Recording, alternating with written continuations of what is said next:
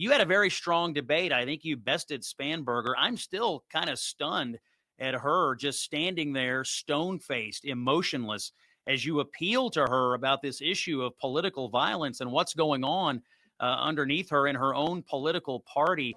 That's why I'm wondering why my opponent won't say, beyond it's abhorrent and disgusting, why she won't say it is not okay and that he must leave the race, because Jay Jones advocated the murder, Abigail, the murder of a man, a former speaker, as well as his children who were 2 and 5 years old. You have little girls. What would it take him pulling the trigger? Is that what would do it? And then you would say he needs to get out of the race? Abigail, you have nothing to say?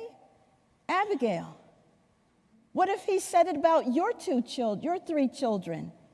Is that when you would say he should get out of the race, Abigail? You're running to be governor. Kind of take us into that moment for a minute. You had an incredibly powerful, emotional moment, and she was just caught flat-footed, which was shocking to all of us. Yeah, the media, they love her. The mainstream media, they love her. She is one of them, and so they keep putting their finger on the scale for her. They built her up to be this juggernaut. It's this unbeatable, just absolute wonderful sliced bread, wonderful everything person. And then we found out that she's human after all, because we saw she broke. She broke at the debate on very simple questions, which is one of them was, your little girl comes to you crying, saying that she was forced to undress in front of a naked man in the locker room, which, by the way, you voted for, Abigail. What are you going to say to her? What are you going to say? And she said nothing.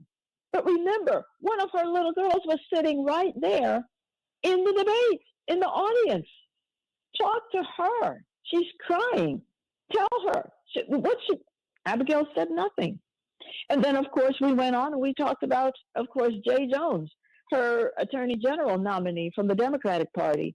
He's advocated for murder of his political opponent. And by the way, called the wife of his political opponent, a breeder of fascists, little fascists. I mean, what? In the Democratic Party, wait for it, Scott, that loves everybody more than Republicans and tolerates everybody more than Republicans. Where are you all? Where is the love that you're supposed to be showing? No love. My opponent, Abigail, made political calculations, and she doesn't have the backbone. She doesn't have the strength of character that we need to be governor.